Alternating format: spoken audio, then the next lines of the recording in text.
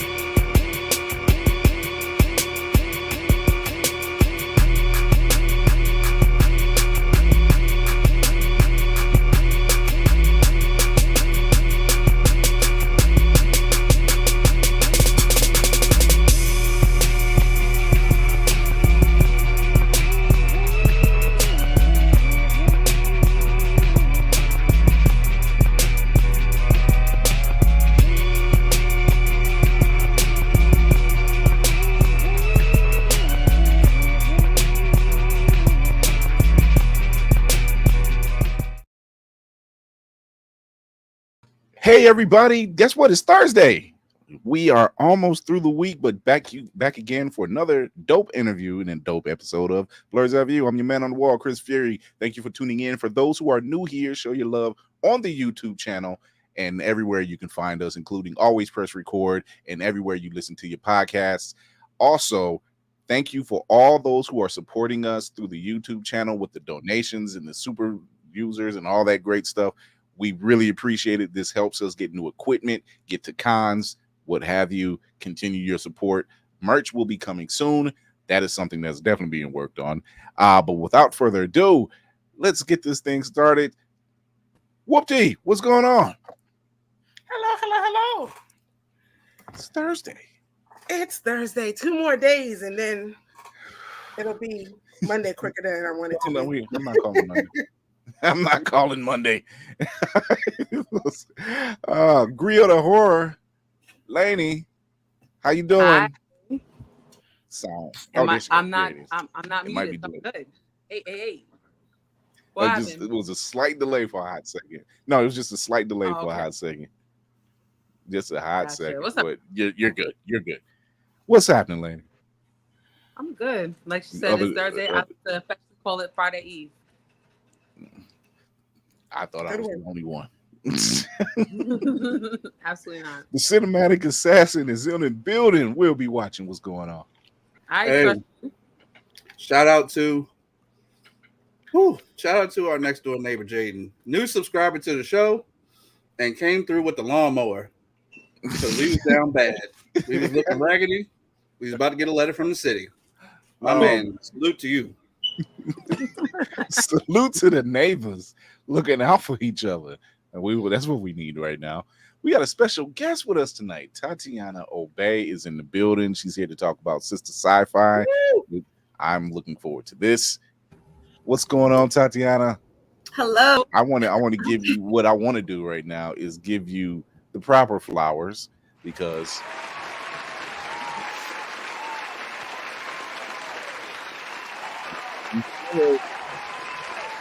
and this is just one of them. So, what's going on? Oh, it's all good. Glad to be here to talk about what I got going on, because the hardest thing about being an indie author is letting people know about you. That. So yeah, my name is Tatiana. Last name is OB, even though it's spelled Obey. It's a little kind of confusing. But I write badass characters slaying dragons. So I'm firmly very much in the fantasy genre. I grew up on fantasy. I grew up on anime, and that is what I want to see. I want to see more Black women specifically slaying dragons and getting they dues. So that is what I'm here to write. I'm glad you said that, because this project you have, Sister Sci-Fi, and I'll bring that up in a second, is something much needed. Let's talk about it. Okay. What is this book about? Because I was looking over your site and I'm like, oh, it's not the only one, and I love it. Here it is, Sister Samurai. Yes, Sister Samurai is a Champloo novella. So if anyone knows what Champloo means, it's from Samurai Champloo. It's from the Okinawan word to mix up. So it is a fusion of Japanese and Black culture, and it kind of goes off of that, kind of those themes and that genre that kind of started in the 90s with Afro Samurai and Samurai Champloo, and even a little bit of the Boondocks in there. So I just really influential to me growing up. And the book just stole my whole heart just right there. And the book, Sister Samurai, so it follows, it's about a Black woman samurai, and she is the last of her clan. It follows her throughout her day. So she's out running errands. She's hitting up her favorite ramen spots. And, there's just things go awry.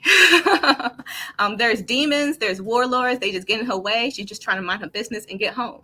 But luckily, she has her trusty katana wakizashi with her, and they are named Fuck Around and Find Out. So they about to find out. Let's go. Oh my God, I'm sold. So obviously you've told you already told your inspiration, Samurai Champloo, the Boondocks, Afro Samurai. When did you start this? I've had it as an idea in my head for a bit, like it was kind of growing for a bit, but I didn't actually start sitting down and writing it until probably about 2023, January 2023. So about last year. So I wrote it and published it all within a year because it came out later that November. She is fast too. I mean, it's a novella. It is short, but sometimes a lot of people ain't got a lot of attention span. And the length of this novel, because as y'all know, you might know, Afro Samurai was a mini series, so it's not a very long anime that goes on and on and on. So kind of just to honor that pacing and honor that length, it does feel like a TV episode when you're reading it. Like it does feel like a full episode. But yeah, like I grew up on anime, and so, like I grew up on anime. I came home, watched Inuyasha, Dragon Ball Z, Gundam, like all the works, like the good ones. All the good ones, probably some bad ones too in there. But and I think when I was younger, I didn't really understand or what anime really was. You just know that this is different. Like it's not the white folks cartoons. It's different. But at the same time, you also didn't really see a lot of us in these shows. And it wasn't, and I think the first time I had seen a Black character, and to be honest, was just me, was probably Jet in Cowboy Bebop, because he had a Black voice actor. So I heard a Black man, and I'm like, oh, that's just a light-skinned Black man.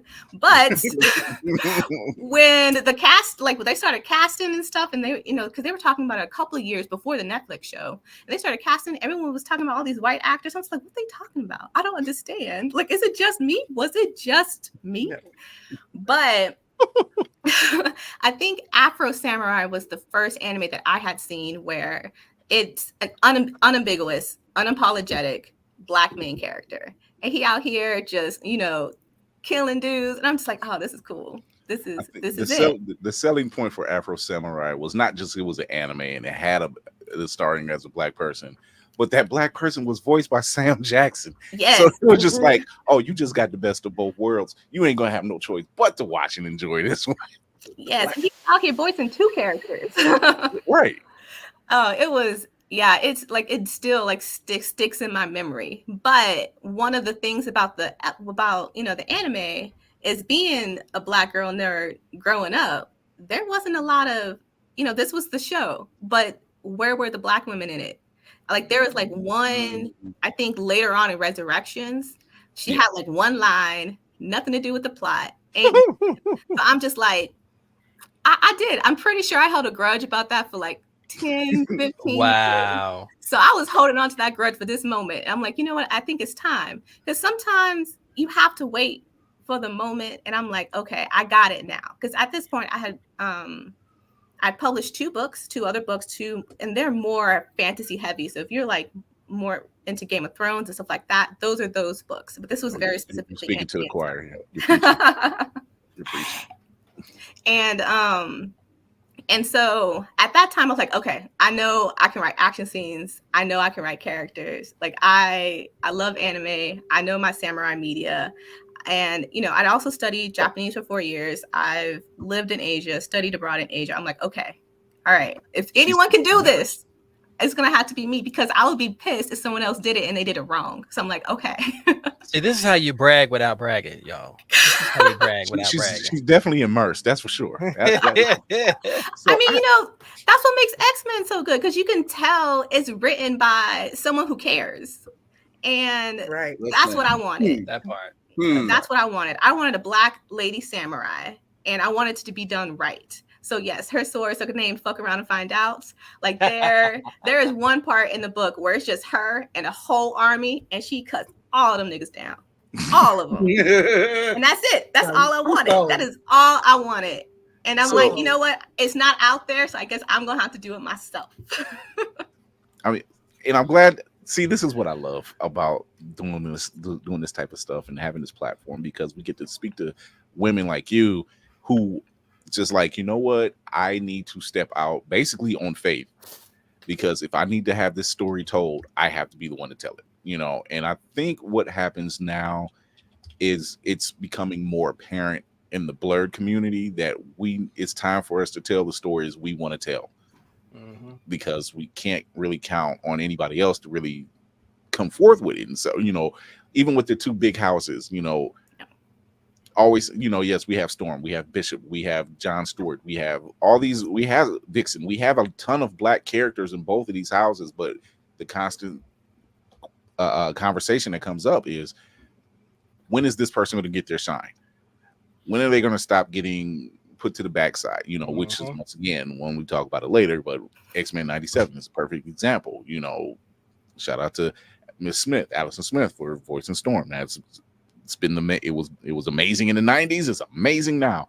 But another conversation that comes up is, like you said, telling a story about a Black woman.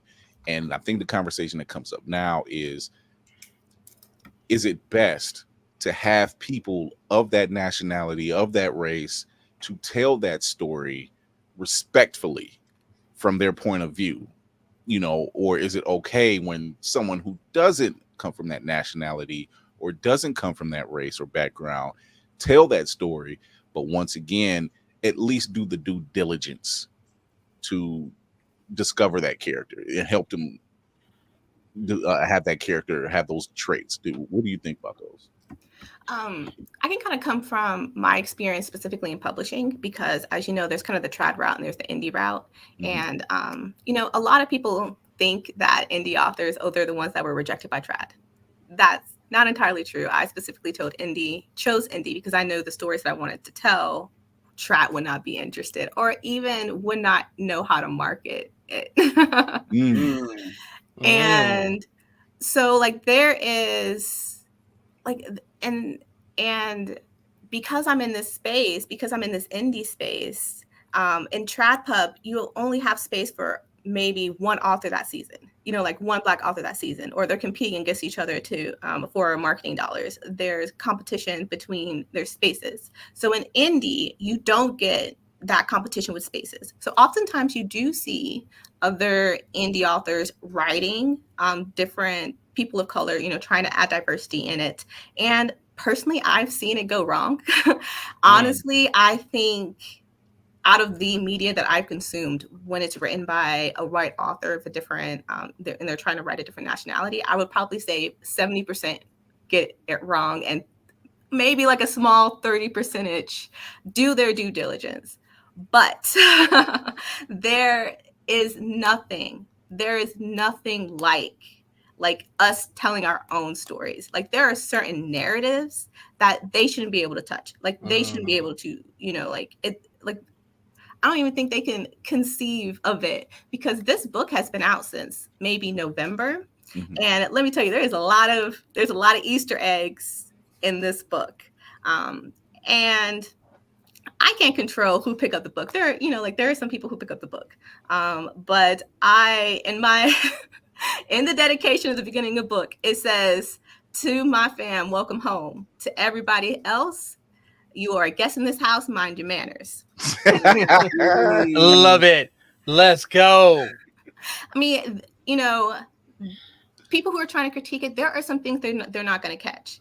There are some things that, is for us. Like I specifically wrote this for us and to tell our story and to tell our narrative. It's also in big conversation with Afro Samurai, to have the men sidelined. This is us. And, I don't want to spoil the book, but even in the small things I did. So for example, in Afro Samurai, you have the number one headband, right? And the number one headband, I hope this audience knows a little bit about it, but you are, his daddy dies in the beginning. This is not a spoiler. It happens in like the first episode, and he has to compete for the number one headband so he can get the person who didn't kill his daddy. But I was very intentional in this book in saying, like, how would this story look for us? How would what would the headband, our symbol of the headband, look like? So, for example, I have the Sister Samurai headband, and this is the Sister Samurai headband to bring us together. Like, this is our formation. This is us, together, instead of a headband that divides us. So even just really playing on like those different things, and I can't see someone who don't get it coming in and like, nah, fam, nah. I like this whole vibe. Oh God, I love this whole vibe. Whoopty, question? Yeah. I was taking a look at your website, and you seem to love and cherish and honor badass Black women. And I was wondering, are you drawing inspiration for where you want to see, how you want to see us, or are there actual badass Black women in your life that you draw from for your inspiration? Oh, 100%. Like there is quite a bit of my mama in Sister Samurai. And one of the things is I definitely wanted to capture, kind of just the everyday folk around me who are my heroes. And, that's my mom, my aunt, my grandma. Like, I want to see them slaying demons. I want to see them out. So the main character in the book is like she's 40 years old. She is tired, and to me, it's a metaphor, and it shows like the way I see my mom, the way she protected us every day, the way she made it home every day and did what she had to do. And I'm just like, I don't understand. I see this every day. Why is it not in our fiction? Facts. We need that. Lainey.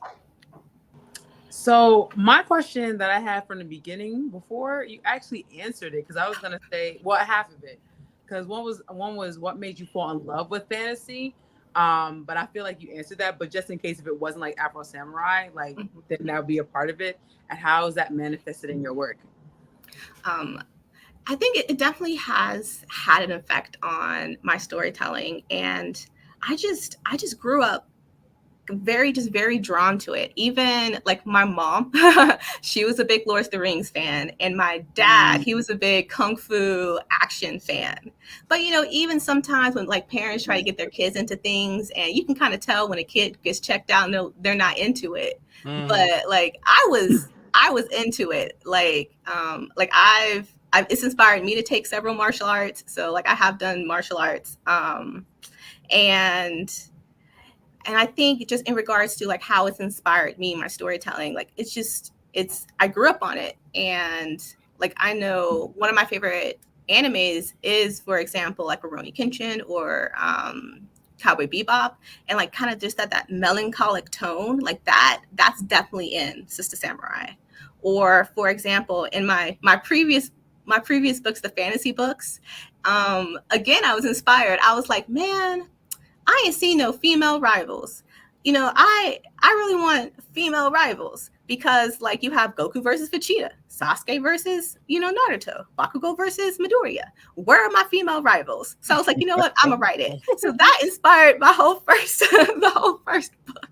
I love this. So it definitely like inspires how I approach writing. I do actually have a follow-up question. Go ahead. As you should. If based on what you just said, if there was a famous woman in fiction that you can get a hold of and change in your mode, who would you get, and how would you execute that? Man, I ain't even thought about this question before. Like as Chris Fury had said, like even there's a lot of women in comic books that haven't gotten their due. I would love to get big enough to tackle, like to write for some of those women. But yeah. I can't think of anything specific right now. I'm gonna come back to it. Okay. So great, Laney. You shorted or circuited her. We didn't even got a chance to chat with her. I'm gonna give her. I'll give her a chance. I'll give her a chance to recover. I'm always the quiet one on the questions, but like, oh no, you're the dangerous one. Nah, see, see. She's been talking to Lady Mandalore before the show. Right, yo, they've been consorting. It's like, girl, we need to throw a question now. So before I get to the guys, let me tell you what the accolades that Sister Samurai has already attained. 2023 Indie Fantasy Fun Service Grant recipient, #1 Amazon new release, 2023 Indie Ink Award finalist for Black representation, prettiest book interior, this book made me hungry / thirsty, and 2024 Indieverse Award nominee for Best Novella. You, my dear, are already putting them to shame. So yeah, are we looking to get this book? Oh, you better believe it. Oh, I am. Oh, okay. Got it in the cart. I'm on the site right now. Ooh. You're right. I'm on the site right now trying to see where I'm at. We support our people over here. Hardcover is very popular and it's very pretty. It is. It's beautiful. Yes, it is. So Cinematic Assassin question. Yeah, I'm assuming it's no one in our lovely audience, but a lot of times we hear from our female authors, female people just in the blurred space about the male gatekeepers, especially around terms of like anime.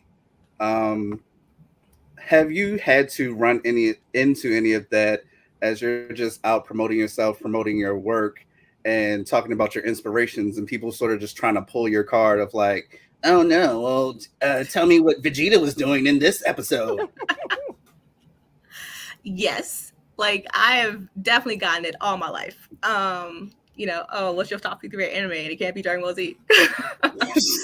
And even like the basement virgins. Yeah, and even as like I market the book, and when I kind of first announced the book, you can kind of definitely see the doubters. They're like, oh, who is this Black girl saying that she can write action scenes? Like, who is she? What would she know about Afro Samurai? Like, it's just, and I just be like, and then they read it and they shut up, and I'm like, see, that's what I said. And not only that, but it definitely contributes to the point of the book. Like the whole point of the book is this space, like this novella, this is our time. This is our time to shine. Like this is our time to be in sisterhood and communication with each other. Y'all just watch on the side chats. Y'all just watch on the sidelines and cheer us on. Well, Ooh, follow-up I'm- question. yes. Now, this might not be you because I'm kind of a bad person and petty, but like if I was in those conversations and like I had the opportunity to just completely like LeBron James dunk on somebody because they were trying to pull, have you had the opportunity? You may not have taken it, but have you had the opportunity to just completely dunk on somebody? And if you would like to share said instance, I'd love to hear it. No, I have not had the opportunity yet. And I think mostly because people have been respectful in my face. Internet stuff, I don't bother with, like small reviews, small comments. I ain't got the energy for that. I'm writing books. But everyone thus far has been very respectful in my face. Yes. She's saying y'all write rhymes. She writes checks. That's what she's saying. So go touch some grass. Tafari. So whereabouts in Asia have you lived, and did you study your martial arts in Asia?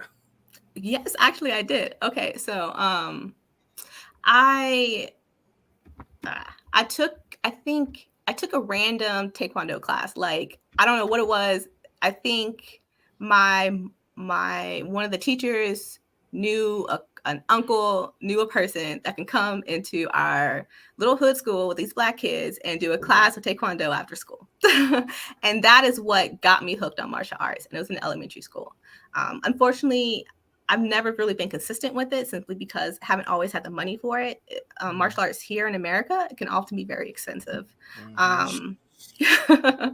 But like, I have done like Taekwondo, I've done karate, I've done judo, I've done fencing, I've done Aikido. And when I was teaching English in Korea, I actually got my black belt while I was there. So that was one of my happiest, like, proudest things. Woman is a all-around Renaissance badass. Badass, straight up. You still have the black belt. Yeah, I got it. Okay. You giving Paul Robeson vibes for real. Yeah, that. I don't see her getting rid of that. You work hard for that. You're like, oops, I don't have it anymore. Sorry. Oh. Exactly. So like, if I didn't want to leave you out here on screen for 10 minutes, I go get it. But That's why I was curious if she had it in reach, is what I meant. But if it's, you got to dig, I get it. I at least enjoy when it gets animated. At least when it gets animated or whatever, she can do the mocap herself. yeah, I mean, like, sometimes, like, there's like because there's a playlist in Sister Samurai, because like with these type of properties, you need a playlist. Like, you can't, Samurai Champloo, you can't divorce the playlist. Like Afro Samurai, you can't divorce the playlist that RZA did. You can't. So there's a playlist to Sister Samurai, and like sometimes I would hear songs and see a whole fight scene through my head, and I'm like, oh, all right, I gotta write it now. I'm sorry. No, go ahead. I know you got it. Go ahead.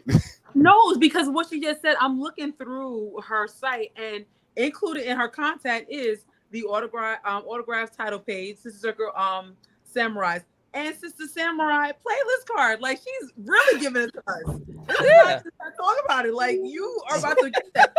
Okay. No, and the playlist features specifically only Black women. So before we get further in this interview, Tatiana, there's two people I'm going to get you in contact with. Okay. Toshi over at Midnight Comics, and over at Blerd Station, where we also do work. I'm the news director for Blerd Station, because I can see this as an animated feature.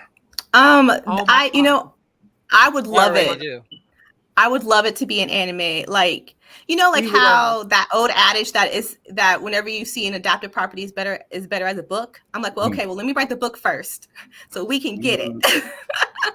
If people can't see it, here you go. Because so far the projects that's lined up at Blerd Station isn't this. We got some projects, but that from a Black female perspective, yeah, that would go hard. I mean, like, I see it in my head. Like, it's that, because the first book specifically is spring inspired, and cherry blossoms is a big motif in the show. So like, I definitely see like the cherry blossoms and like, like a Ankara print kimono with our Black samurai just like walking through. It's just like the promo I sent out. Got the cherry blossoms falling through. Yeah. Okay. Yeah. I knew. Serendipitous much. Which one of y'all got ninjas invading the crib? Dave, Well, ninjas are coming. I don't have that in the first book, but they're coming. Oh, there we go. Maybe what you got? Wow. First of all, you are effing amazing. Okay. This is the definition of NDA because she's gonna tell you. So nigga, don't ask. Straight up. There's no point. There's no point. So Tatiana, in your journey to create, first of all, Sister Samurai, which is beautiful visually, and I'm looking forward to it because my son's an author and I read his book, so I'm excited to see what you do. What has been the biggest obstacle for you during the course of writing this book? I would definitely probably have to say the marketing of it, because the writing of it was actually very easy. And I think that's because for the particular project, I kind of already had everything in my head. It was just one of those things that was just like, bam, I had it. Like I knew exactly like how I wanted this book to go. So for example, in a lot of trad pub books, they're very like African inspired or like very African inspired fantasy. And I love those books, but I wanted to see more of us, like I wanted to see more Black culture. I wanted to read that's not contemporary. I wanted to have my samurai lady, dancing a Nuck If You Buck if she got to. So, I mean, it was just one of those things that was just like, I had it. And like I said, I wrote this book. I probably wrote it in a month, like I revised it in another month, had it to the beta readers in another month. So I actually wrote this in 3 months, which is insane because it took my other books about 4 years. But this is definitely one that just had been in my head and was just like I knew this is something that I had to write. This is a piece of work. I love it. And now your other projects that you have, Bones to the Wind and Dragging Your Bones. Let's talk about those. Okay, all right. These but are the color remains. But the color remains. Don't forget that. Color remains, yes. The color remains. Don't forget that. Yes. So for those books, hold on, I have those here too. So the first one is Dragging Your Bones. There you go.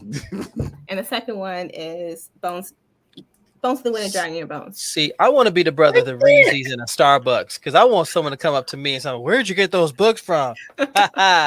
Here's the plug, and that's how. Funny. And I'm gonna read the accolades for Bones to the Wind. 2022 BBA Award winner for Best Character Development, Best Fight Sequence, Best Antagonist. 2022 Indie Ink Award finalist and runner-up for Black representation. Yes. So the girl out here working. She's a winner. Okay, stop giving her a runner-up. What's wrong with y'all? Also, yes. I just want to apologize real quick. I was not familiar with your game. You just pulled out 2 thick-ass Harry Potter-ass books. Like you doing it right. I told you this is. I know. She said it took her 4 years. Good grief. She was not playing. Look, here's Sister Samurai for you. It's nice and short. So it ain't gonna take you very long. That was a TV show. This one's a movie. Okay. Oh, okay. Okay. Yes. Franchise film. Yeah, right. But Bones to the Wind, it's about kind of a rite of passage competition. So these 2 rivals are against each other in this rite of passage competition, and it's basically they have to compete to hunt down a monster and bring it back home in order to become adults.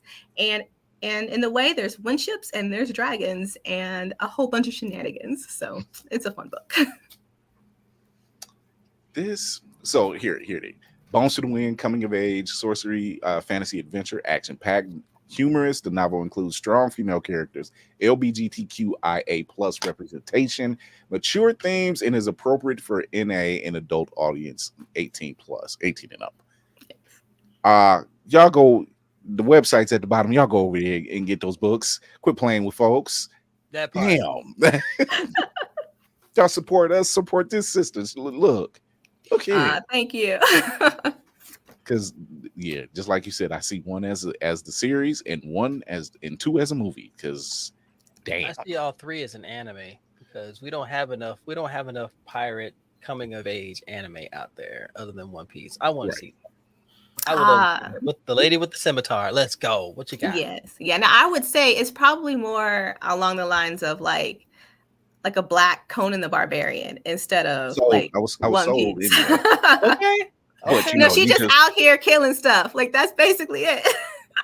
It was like I was sold before. She just doubled down on the sale. That's all it was. Oh my God, this is amazing. That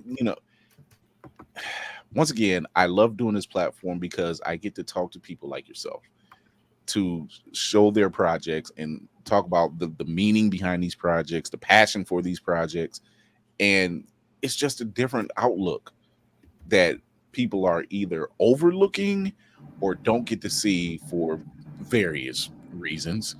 And this is stuff we need. Like we've said it on here on this show plenty of times. We need stories like yours. We need to see Tatiana Obies.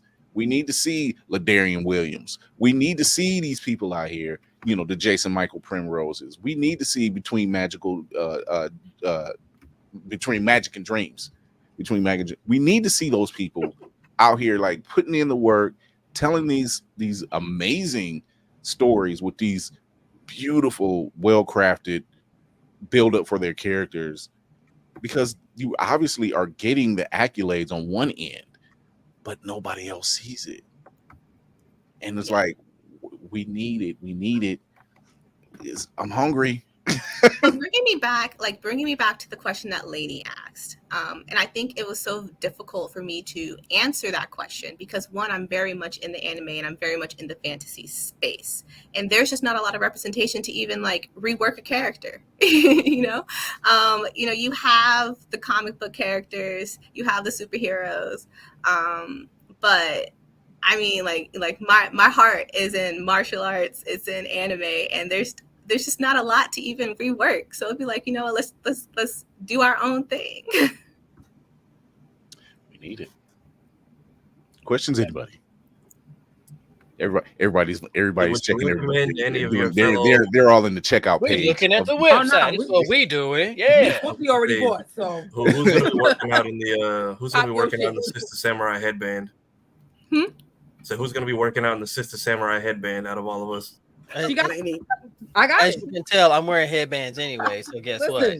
Don't do it. Don't do it, sir. I mean, I did have it made just so that I personally could cosplay it, but I was like, I guess I should share with everybody else. Oh my God! That shirt so, is amazing. Between these three It projects, do you have something else you would like to talk about? Another project that you might have working up? A sequel, maybe? So I actually am planning 3 more installments in this series. And I decided to do 3 because, one thing that popped in my head when I lived in Japan is how seasonal it is. Coming from Texas, you just get hot and less hot. And mad. But, Japan is very seasonal. So I do want to do a book based on each season. So a spring book, a summer, fall, and winter. And it's going to talk about the different groups in the stories. And some of them I hadn't introduced yet, but it's going to be fun. I like that take. That's dope as hell. I mean, I don't know, it's just, and I think I'm also really hugely inspired by music too. Like, the Samurai Champloo end credit song, Shiki no Ura. I'm like, yes, that, in my head. So Tatiana, this is amazing. We're getting ready to take a break. We're going to do a reaction to Mufasa, and then we're going to be talking about X-Men 97. Can you stick around? Yes, I will. Let's go. All right. Better. You ain't going nowhere. You ain't got nothing else to do. You're going to hang out with us, okay? Yeah. I said what I said. Before we go to break, here's a nice little piece, that she sent me, and I had to doctor it up a little bit with a little music.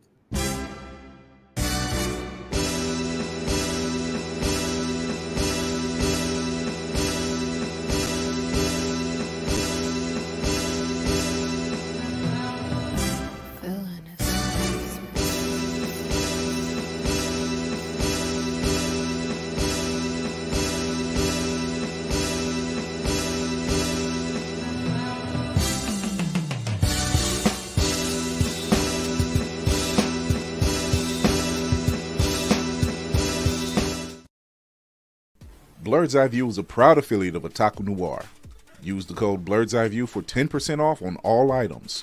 With a different nerd-themed box filled with items made by talented blerds across the country, you surely will not be disappointed. Go to otakunoir.com. Otaku Noir, the #1 blerd mystery box company.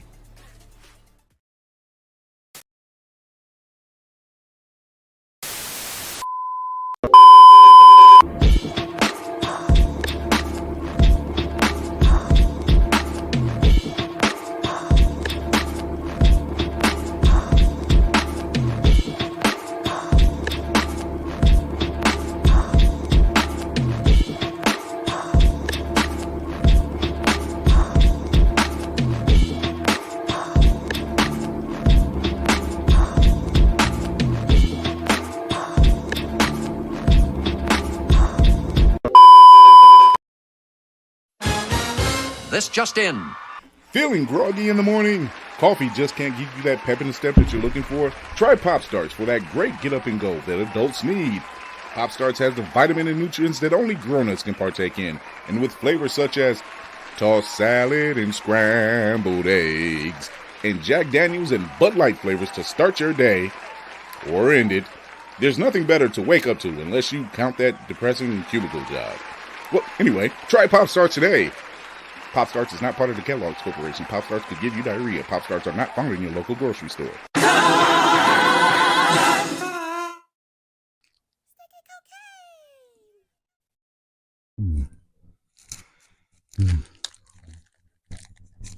Ooh, I can't wait till I get my hands on this Pop Start steak and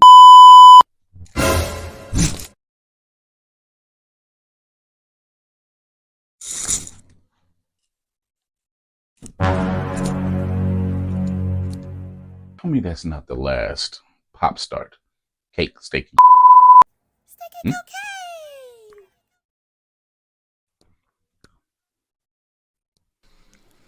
With all the vitamins and minerals that are included in Pop Starts,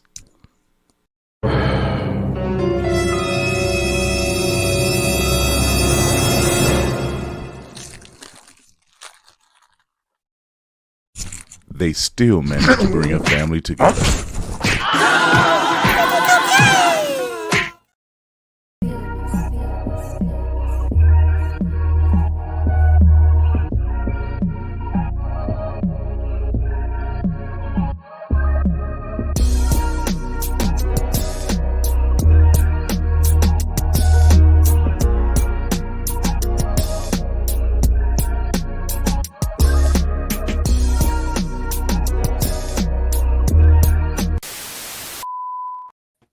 All right, we are back. Here we go. Let's get that lined up right here with our special guest, Tatiana Obi.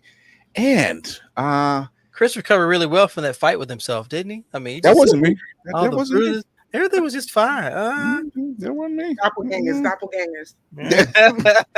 Damn scrolls. It wasn't me. I've been trying to get rid of them things off the ship since we got it. Worldwide, ladies and It's gentlemen. serious. Worldwide. So we were able to come across a trailer this week that we weren't expecting, but you know what the hell.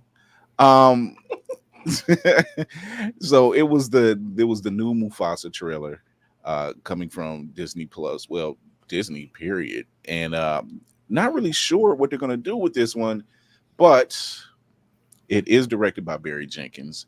The voice cast is one hell of a voice cast. The Queen of the Beehive, Beyonce herself, and Blue Ivy will be doing voices in this as well. But Donald Glover is also on this list. But this cast looks amazing, so I said, well, we can give it a try. We're not gonna. Gosh. One thing we can't do is shoot it down. We can't shoot it down. We've seen what happened with the Marvels. We can't shoot it down. we gotta at least give it a try because it's directed by one of us. So at least let's try it out, see how it turns out. So this is the Mufasa trailer, and here we go.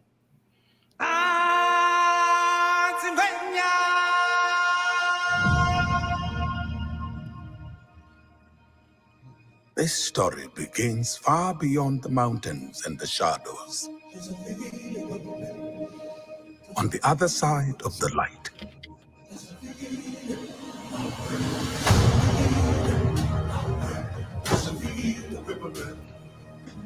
A lion was born without a drop of nobility in his blood. A lion who would change our lives forever. Mufasa.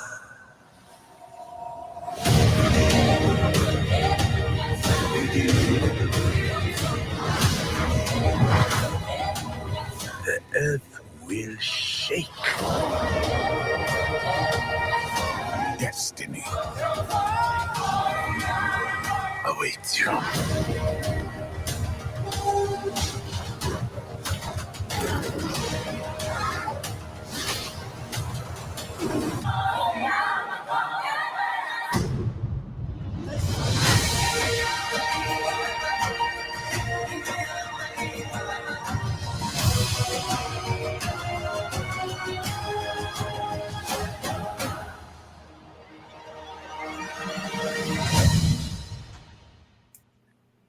So, Lin-Manuel Miranda is actually he's on a hot streak when it comes to soundtracks. He's on a hot streak. I still sing Hamilton to this day. What does everybody think?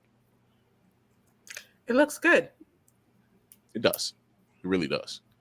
I called this a couple years ago that I knew that Disney would start taking some of their properties and shifting them over to live action, which actually, for the most part, have been pretty good. Mm-hmm. Yeah, I think the only one I haven't seen, and my wife has seen it, is Beauty and the Beast, but even she liked it. So I'm not opposed to it. So is James Earl Jones not coming back for this one? We're gonna leave James on the bench. Let that brother rest. I mean, James signed his voice to be used and get a check from the crib. That's why I'm asking. He's the only one who legally is like, yeah, we got to protect that brother right now. I'm not asking him to get in the booth.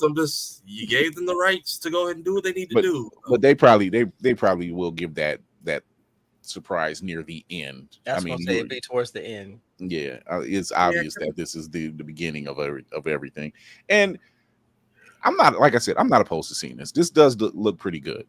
I would love for Disney to kind of get back into their 2D animation as well. Mm-hmm. That it's what built that house. Mm-hmm. It's just a good thing. Just touch back into it, man. Tatiana show. That's right there. I'm just curious about where, like, is this like Rafiki telling the story from another perspective? Because if it's a past story, why is the entire old cast coming back? It could either be a Rafiki thing telling the story along with Mufasa telling the story, like he's telling it to his son.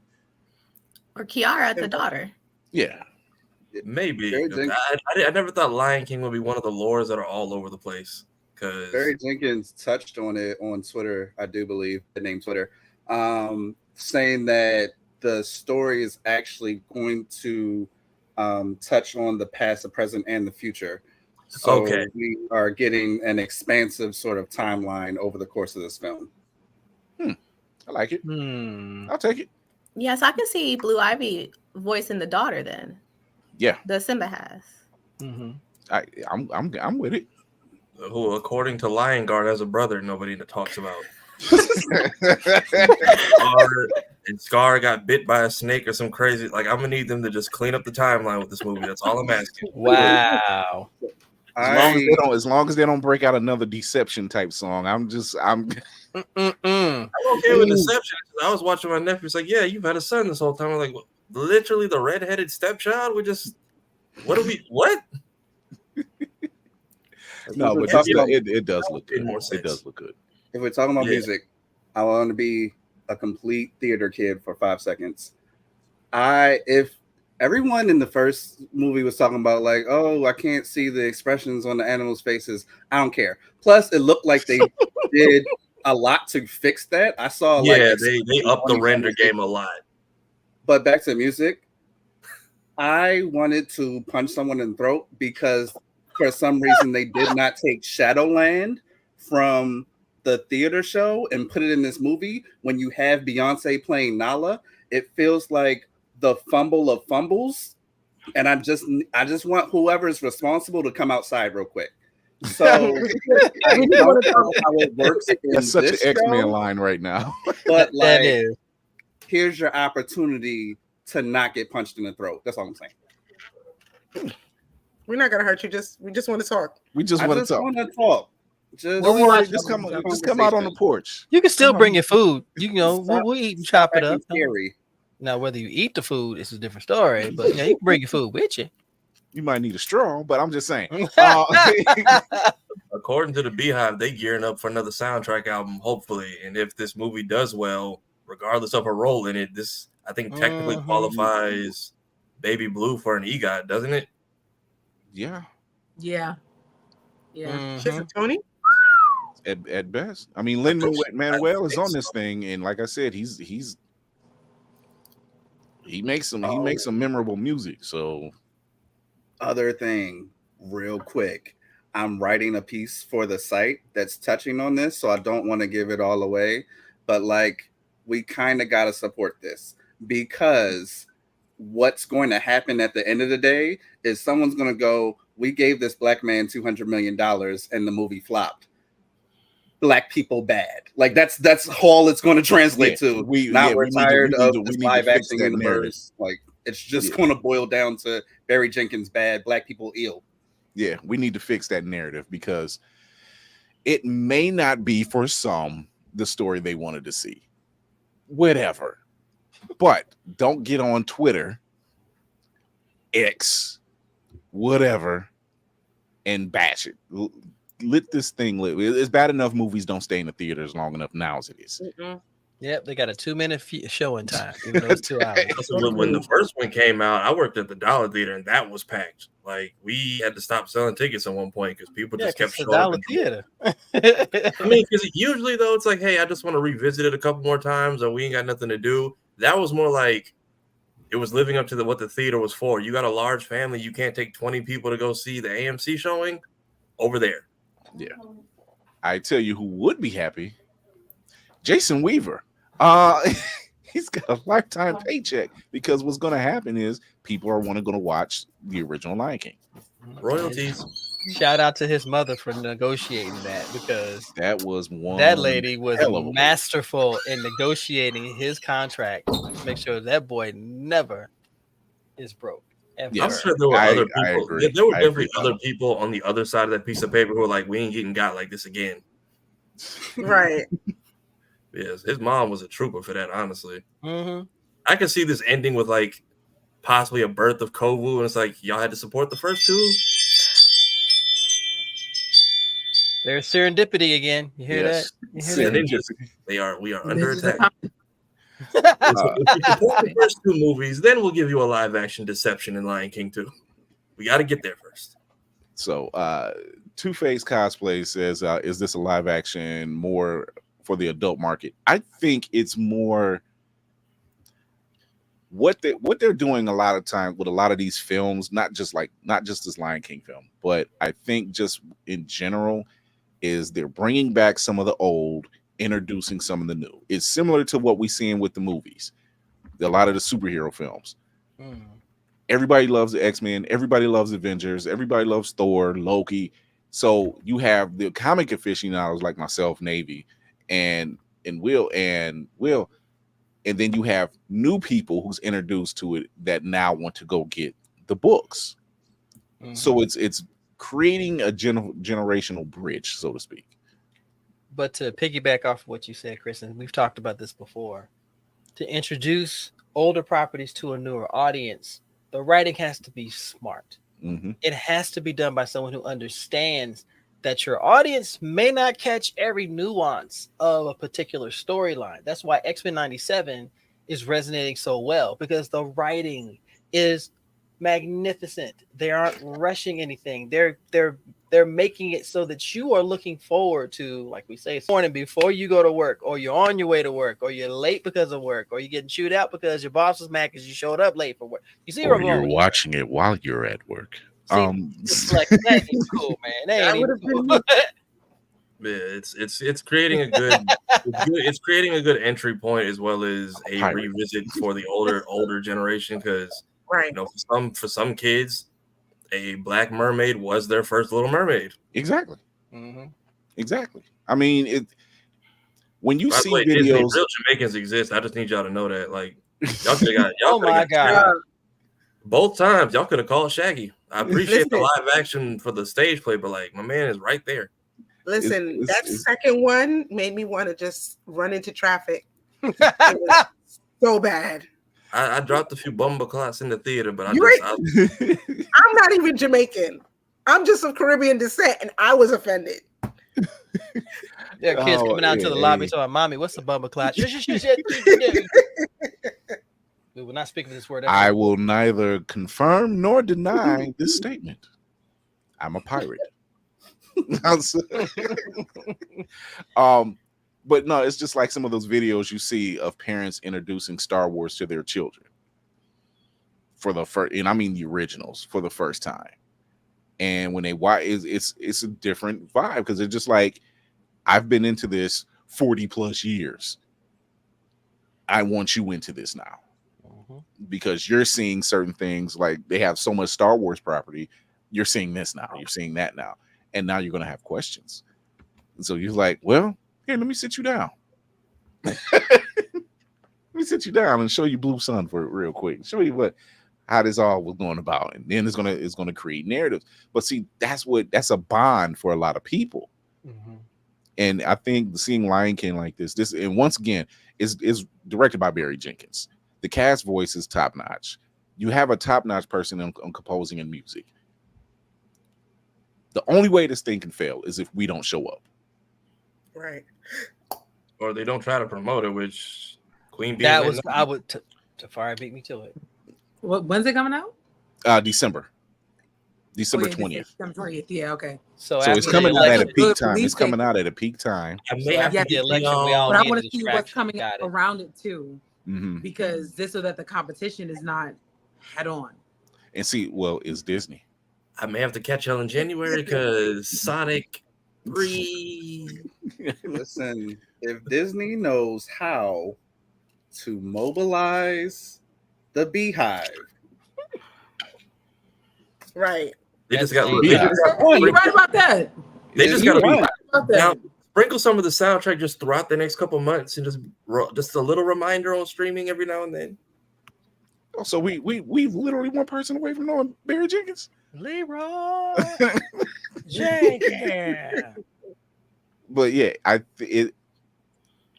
just because it may not be one person's cup of tea doesn't mean it doesn't have to be yours. Go show up for this thing. You have an Oscar award-winning director behind it.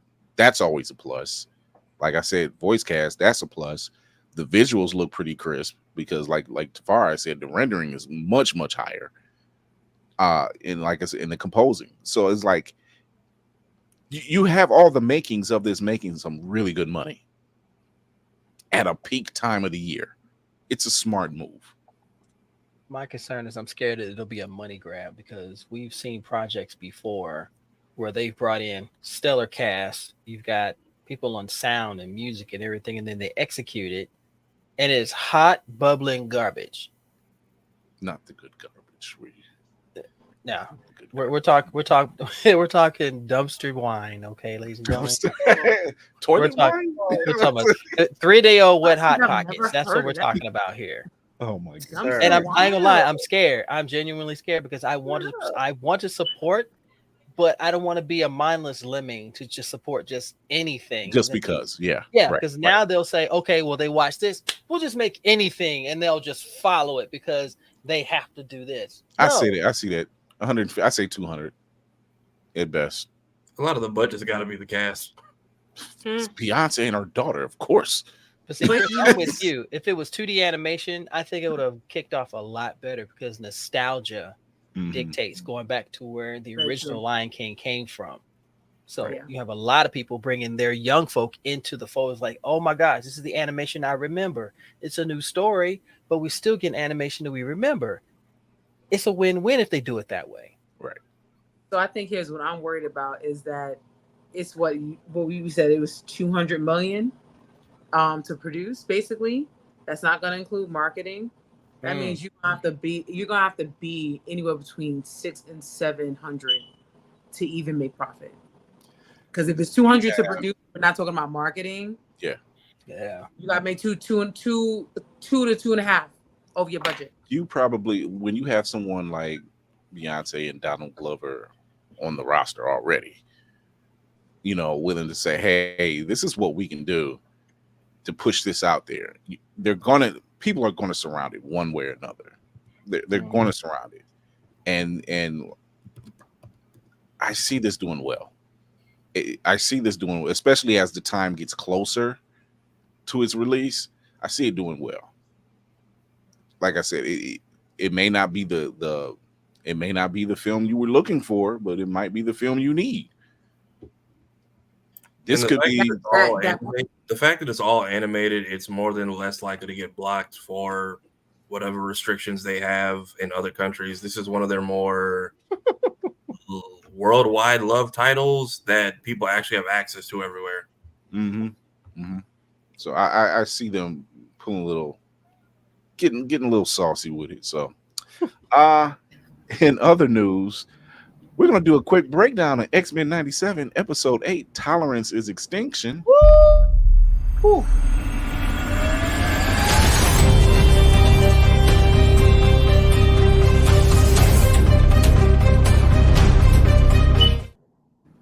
Boy, was I it. am. I got the goosebumps again after all this time. Thank you, Navy. My alternate title is Magneto. Down again. My alternate title is Magneto and cameos because that's what we got. Can we give a shout out to the company? When they put the music in each of these things, they do it in such a way it elicits emotion. I don't care who you are. As soon as you hear it, yo, I get emotional. I don't care who you are. If you don't like it, that's you. Go ahead and go watch Harry Potter again. Before we get into it, hey. It's Harry Potter Day. Don't do that. This was this entire series from the Giddy Up came out the gate unabashedly showing passion, emotion, putting the real stuff in everybody. If you are a reader of X-Men, you know what I'm talking about. They will not shy away from these issues. And the writing, Tatiana said it, I said it. It's good. Maybe said the writing has no business. It's good. Yes. I have not seen this in a long time. Like we haven't been to 30-minute shows that's good like this in a while. Sometimes anime will have 30 minutes, but they might have they might go over one plot point. Not this show. We talking about 4-5 plot points, and not only that, but narrative, dialogue, visual. There's so much going on. It is so good. I jokingly said, imagine we get a montage of Cable just failing over and over, and to find out that actually happened. Nah, I don't want to see that. But I kind of like that. I know Spider-Verse has made it cool, but I kind of got to give X-Men credit because they've been doing canon events and absolute points with the Camartage people since Days of Future Past. Because I think because of who they were attached to, no one acknowledged it. But that whole movie was basically saying whether you follow First Class or whether you follow the original franchise, they both meet here where Sentinels are just hunting everybody. That's it. There has been in this episode, there's so much. Logan gets his shine. So for all you Wolverine fans out there, don't worry. They made y'all wait on purpose. For real. Mm-hmm. He showed his ass. But it wasn't just Wolverine doing this thing. It was Nightcrawler too. Tail sword. Yeah. It was the entrance. It's always so happy. It's always the most godly people that it's don't make me go back to the old me. The streets keep calling my name, but I gave my life to Christ. The second he picked up that sword, is I have 6 reasons. Cool. No, that's that line. He was like, tell me why. She was like, lady, I got 6 reasons. And then Kurt shows up. He's like, nah, friend, 9. And notice the first thing he did was cut her hands off because he's like, do not touch my sister or it's going to be an issue. Oh my God. And it's so funny because last week he was like, how could you do that? How could you kill them? And now this week he's like, oh, fuck y'all. Right. It's y'all sushi to me right now. Let's go. Because we got Rogue and Captain Marvel doing the Spider-Man meme, the Comatose twins. Oh man. In the fact the way Nightcrawler has been fighting, and the first thing he says, we have to get them away from my sister. Mm-hmm. And their team up, it was giving me Capcom. I was like, oh, that's the team up. And it looked good. And here's another piece that looked good. We never got to see this teleportation like this before. Yep. Him bamfing all over the place. Yo, I was getting geeked. See him going bamf, bamf, bamf, bamf, bamf. Oh, let's go. I mean, it brought my X2 vibes because I remember being excited about seeing that X2 vibe, that beginning. And I thought that was great until last week.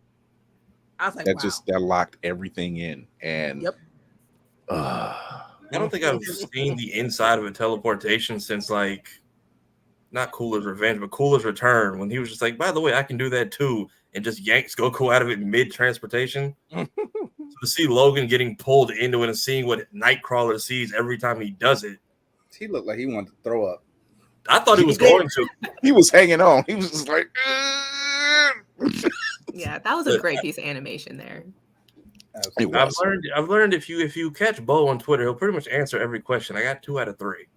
So here's the thing. He's been very vocal on the writing process and just giving word on what to read and look out for, because the stuff is covering everything, like Uncanny X-Men issue 304. That's the homework. Yeah, I saw that one. You know, which I know Navy has it because I got it. So when you see, it's like, and he's actually said it. He said during the writing process, we would write these plots out and everything else, and I would give these people books to read, storylines to check out, and use those. And I said, this is all we need. This is what it looks like when you're actually passionate about the project and you know what you're talking about. No questions asked. Yes, do the homework. Just do the homework. Right, I get it. I went back and watched a couple episodes, build up a book or two. So the Descent episode was definitely a big factor for this one with Sinister, because one of the things I pointed out, he said he did it in like rules of 3s. So the 3 Bamps, the 3 different fight locations, and then the 3 cameos. So 3 acts. I guess he wanted it like a 3-piece for it. Mm-hmm. But like if you notice, it's like Rogue and Nightcrawler, and after the whole speech about chosen family, followed by, if you notice the whole episode, when they're fighting each other, they call him Cable. Second they're in danger, he's only referred to as Nathan for the rest of the episode. Mm-hmm. Right. And of course, when Kurt was regaling about Mystique, I thought of her. I was like, okay, boom, boom, boom. Only thing you need to mention is Destiny.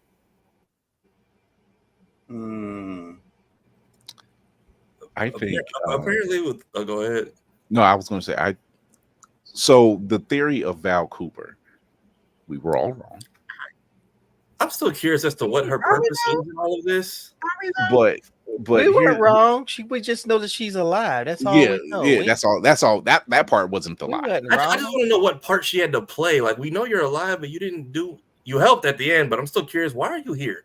Here's my thing. You don't even know here. One of my favorite villains. One of my favorite villains, which is Dr. Doom, literally says, "This is a bit messy, despite what you said."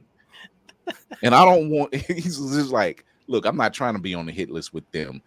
There's just certain things. Your end game sounds amazing. However, don't you put that evil on me, Ricky Bobby. Right. Yeah. And it's just, it was something amazing. And the Summers. Can we talk about that scene? Yo, when you have the voice actor who does the voice of Jerry from Rick and Morty doing Cyclops, and it's so badass, you're just like, damn, Jerry grew some balls. Wow. He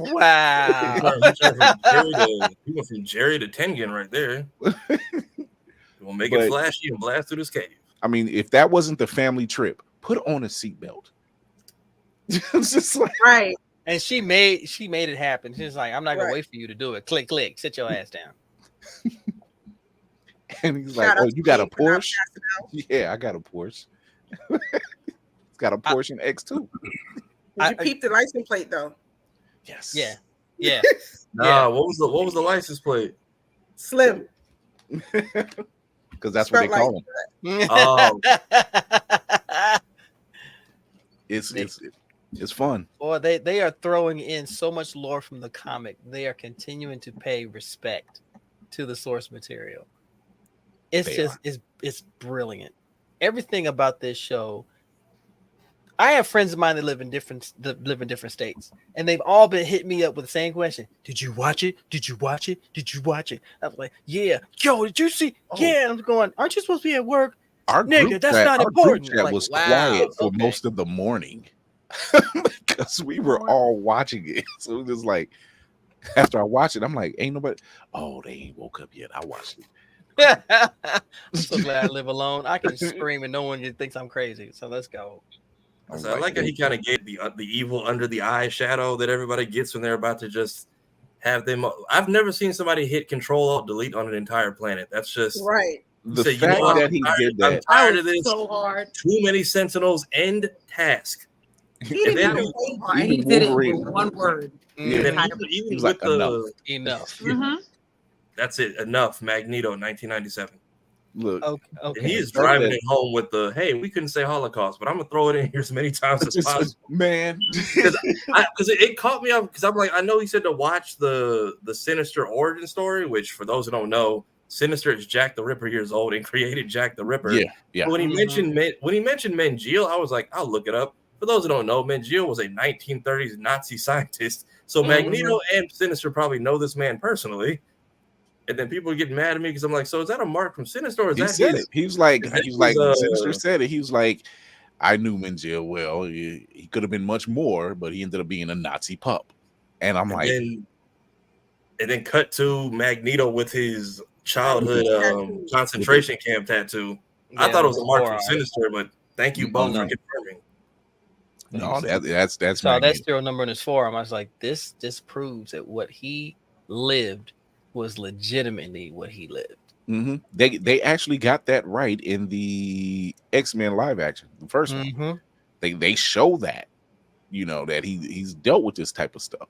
So they're not playing. Bo's not playing with y'all. We 8 episodes in. I just like that for all of recorded history. Anytime someplace evil pops up, Sinister's just like, that's where I need to be. Like, Right. He just walks in. He's just like, y'all niggas hiring. And then when he's in, it's just like, and then when he's finally settled, it's just like, nice place, nigga. Y'all not doing enough around here. Like, how do you tell Nazis they're not doing? So did anyone else lose their mind when they went to Bastion's house and his mother was there? I'm sitting there thinking, I was waiting for the ball to drop. I was like that other shoe. I was waiting. But it was the way mechanical. that she did it. Body But it horror. was Thank you. I was just about to say that gave me reminiscent of Japanese body horror. Yeah. You know what I'm saying? Like the Ring and all those girls. I was like, oh, and now we're going into Zombies 2, because to me, this was Zombies 2.0. Okay. Like if you saw all of them, I said, oh my God. Those poor kids. Horror. I thought it was gonna be the kids. When the parents turned, I was like, No. The kids looked up like, anybody Nah, on that I couch? definitely thought it was. I thought it was gonna be the baby. I really wanted Like, to be hi, mom. I was Click, like, I click, wanted click. the baby. You're not a mutant. Bitch, where'd you come Jubilee from? can't- Jubilee needs to just stay out of malls, apparently. Right. she's like, she said it. She was like, I'm sick of malls. I'm done with malls. No. when- Oh nah, Yeah, Jean got her shit on today. And they, Do her um, powers allow her to fly? Do her powers allow her to fly? Yes, because I was curious Yes. all this time if she can. Yes. Yeah. It's Like- just she's been carrying people when she's doing it in this series. Okay, because I'm just like, you got taught a whole Rasen Shuriken skate slide. Oh, You- Jean's a badass. Jean, yes. I mean, Jean's- Jubilee. Oh, when she Jubilee. was like, Jubilee is still in the infancy of her powers, so Yeah. she had that remember her future self taught her the four-limbed Naruto run, basically. Yeah, you can skate on these. We're not doing that. Cool. No, Sunspot finally grew up and just, I'm like, dude, Yo, your life is in danger. would you wake up already? You Seeing know, Roberto come out like that made me really, really happy. his mama made I it just so. love the And design. then really sad too, because just like you just about to say, his mama. Fuck His her. mama's not. I was just like, yeah, because the X-Men are doing enough. Like, man, we just came from finding bodies. What are we talking about? Can we just punch his mom in the throat? I mean, really, Oh she yeah, deserved that. double time. She deserved that Double time. chop. I mean, we're So- talking a Ric Flair chop, okay? That's all I feel about So it. Speaking of Tatiana mamas, I mean, and Julie was Mayhem, thinking about it. what you saying, Mayhem? No, I was about to just say, speaking of mamas, I was just thoroughly disappointed in the Summers because Oh, when boy. they were in that house and that little old lady was, oh, let me just show you. Ma'am, first off, where the fuck did you just come from? Because how were you so quiet? We are 3 trained, like lethal people, and you snuck up on us, scary as hell. And then we are 3 large people that broke into your house, and you're just going to show us around. They did not have a danger radar go off in their brains at all. I was like, your caucus ass is showing. Snatch her up and get the hell out of there. They said we in a white neighborhood. We fine. Caught Cassidy on 10, ladies and gentlemen. Caught I think Cassidy. Cable was probably the only one. He was like, "We'll play along." Yeah. So he But had some sense about him. First of all, it was about, oh, let me go get my stuff. That was number one. Why? But second, but you bring up a good point. I thought if anyone could do it, Jean would be able to fish out that. And the fact that she didn't even have a clue that she was with a brand new Sentinel, that was crazy to me. That shows you how That was further actually the pretty technology is. Yeah. But the Yeah, thing is, another thing, because they haven't been able to pick up on it. No. Even with Trask, People don't they couldn't know. pick it up. Yeah. Sentinel or not, ma'am, your child is drawing stuff like this, and you didn't know you were raising Brightburn over here. Like, I mean, on top of that, shout out to the homies at your boy Roshi, because when this scene came up, they jumped. Like the whole body thing caught them completely off guard. plus Bastion said it. He said we went to these chat rooms where these people felt like they were going to be ostracized and cast aside. Yeah. Sounds like Reddit.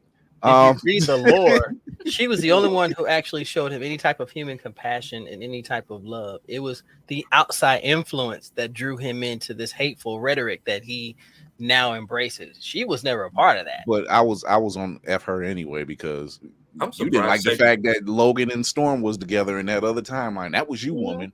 That was that was his mama, the racist waiter. So when all that happened, I'm like, oh, here we go with this fuck shit. And I'm surprised we haven't brought Sabretooth's son back, because this was like his whole thing in the original show was basically renouncing his own heritage and mutant people. Well, and he is the third sibling. Yeah. Here we go to threes again. Nobody talks about Great.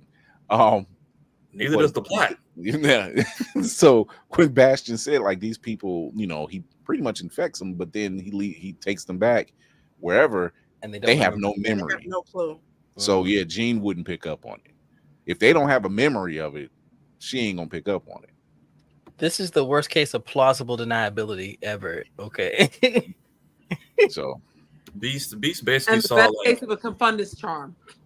I mean, like the show kind of sees it like at the beginning, right? Because when the clone comes, she has no memories, so that she can't, tell intent or whatnot. They don't know what to trust at first. But she went in the house and she was like, I sense a third person, but she couldn't do anything more than that. So maybe the memories, maybe that's it. Maybe that's why Jean couldn't pick up on that last bit. They went there because they started doing cameos. Oh yeah. Oh my gosh, man. So my whole thing is for the cameos, and this is the part that I couldn't get his answer on. I think all the cameos were the people that can actually feel it. Like we watched the power go out, but some spiders can feel like the magnetic pull of the planet. Atomic Samurai is wearing a metal suit, and I don't think they knew Magneto was alive. So I think Logan felt it like in his core. No, so this is what it is. So when they showed Lorna, this is the future. This was the future. future. So, I mean, as far as the 3 that were alive when Magneto did the thing. Rachel never gets love, and she's an actual Summers kid. Right. Omega Red, the power went out, and that's how he was able to, wake up. And then Silver Samurai. He was frozen though. Pete's, which this was a great cameo. Pete's spider sense is strong enough that he senses not just danger to himself, but things that are just off. Like it feels weird, you know. So how does Silver Samurai fit into it?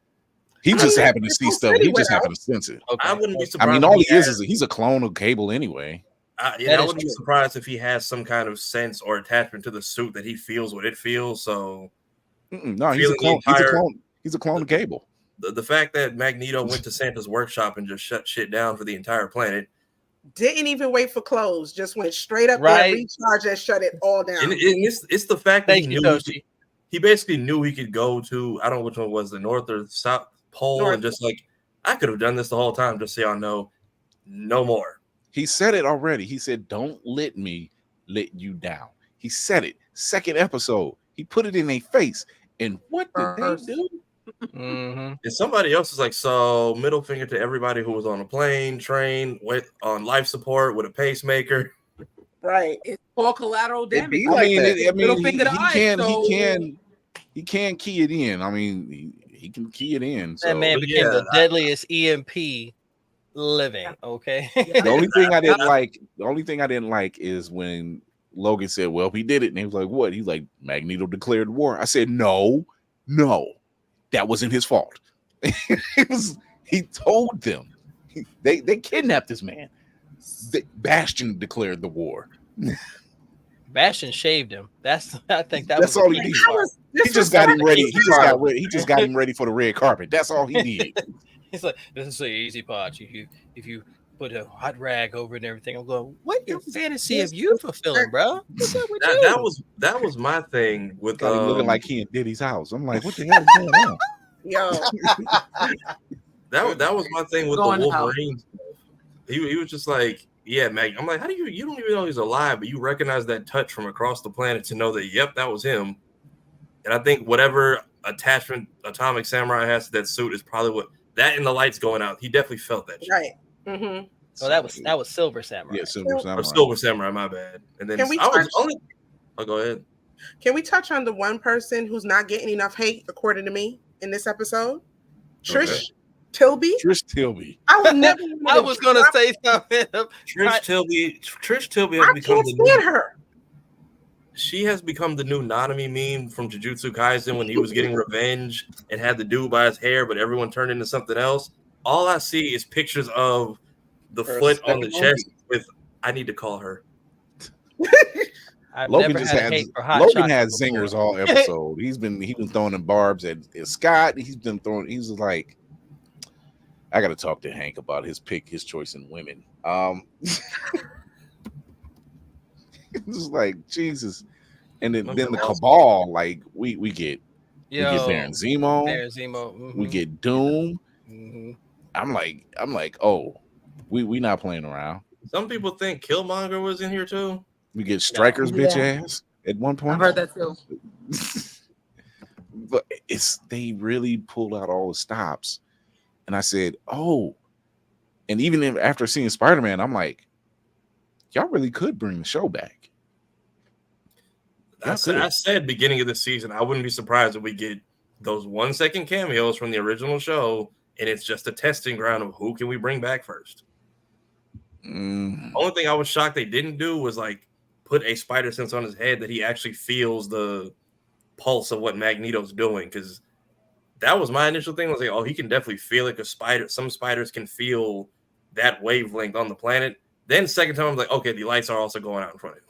Yeah, I was about to say, I don't think he needed to feel it. Like, the lights went out everywhere. That's scary enough. Like, I don't need to know why this happened. I mean, I just know something's off. Something's not right. I mean, that was going to someone who can sense it, to a metal person who can sense it, to a metal person who's like, I know this feeling way too personally. The fact that they have, when he describes his utopia, and I'm like, you're enslaving mutants. This is not a utopia. You're just using mutants. That's what you're doing. Mm-hmm. They are the backbone of the utopia that you speak of. I was like, and I'm glad they because we talked, and I'm doing a write up on Bastion for the website. I'm glad they didn't go the extremely difficult backstory of Bastion, because it was a lot. Maybe it's a lot. It's Yeah. it ain't just one story arc. It's a lot. There's some things that we will never see, but trust, if you take that trip, you're going to see some things. You're gonna be like, but how? Like, there's no way they could have translated that. It's just too much. So it was like, we're gonna scale it down as much as possible to make it make sense for the story narrative, and I'm glad they did that. Because we know all comic books, especially during the 80s and 90s, they can get really convoluted on explanations on, because changing writers, over examples and everything, just is too much. It's too much. We just kind of glaze over it. So when he comes back to try to explain it, you're just like, the person you're explaining it to, they go cross-eyed. I'm like, yeah. I said Siege Perilous. There's only a couple people on this board that know what that means, and they were just like, wait, the what? It's like trying to explain the English language. You drive on parkways and park on driveways. Wait, what? You just do. So I really dug what they did with this. They didn't hold back. We got 2 episodes left. This is one of those things that Marvel has done and Disney has put on whose replay value is immeasurable. It doesn't matter how many times you've seen it. How many of us have seen the same episode over and over and over to find Easter eggs and just to feel that vibe once again? I watched this episode twice. I'm going back in here to watch it again. Yeah. Just because. Right, Bama, the Clone Saga is the main example of that. Once again, sorry, Bad Batch. Look, everybody said it. It was like, we know, we're sorry. However, y'all know I'm here. This is hard competition. You're ignoring me. Okay. But me and Tatiana was talking about it before the show. And even Navy said it. I've said it on past episodes. The writing is fucking immaculate. It's chef's kiss. It's unmatched. Like, I'm waiting to see what other animated series, daytime Golden Globes, they're going to be matched up with, because this is going to an award show somewhere. It just is. And Spartan said it. He says, I think they probably rehired Bo. I think it's a switch and bait, a bait and switch. Let's fire him. Let's put that out. Let's fire him the week the show premieres. Let's get all this talk going, which has happened. Twitter's ablaze every week. Heater after heater after heater. He answers the questions. He hasn't said nothing bad. He answers all these other questions. He doesn't say why he got fired. He just answers questions pertaining to the show. Yeah. And then they turn it. Man, to be fair, it doesn't take much to get Twitter heated up, No, yeah, it's kind of a bad example, but you get what I'm saying. You know what? I wouldn't be surprised if it comes against competition season is probably Blue Eye Samurai, because that was also very critically acclaimed as well. So I can kind of see those two going against each other. So there's going to be, God dog. I would say he has toned it down in the slick tweets. The only one I saw that was kind of out there was somebody had a picture. What did they call the drawing? The final piece or something like that? You mean his final dream? Yeah, somebody was like, "Can we please get this like in an 8x10?" He's like, "Gotta ask Marvel. I ain't got copies of it." Something going on. It's weird. It's weird. Like again, as I've expressed earlier, I'm quite petty. Like I would not be up all day entertaining the fans. Like my everything would be like, Bo, did this happen? I don't know. Ask Marvel. I don't know. Ask Marvel. Ask the Marvel ass niggas over there. Like you say they would not hire you back. At all. At all. Because somebody put a tweet out today. They was like, well, they hired James Gunn back. And I said, that's a good point. I've been wondering about that. And I said, that's a damn good point. And we found out what James Gunn was talking about, and that was 20 years prior to before we even knew who he was. this brother here, and they're like, it's OnlyFans. No, it wasn't OnlyFans.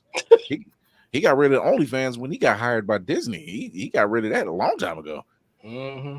So it wasn't that, because he's worked on Moon Knight, and I think he's worked on Endor. He's been there.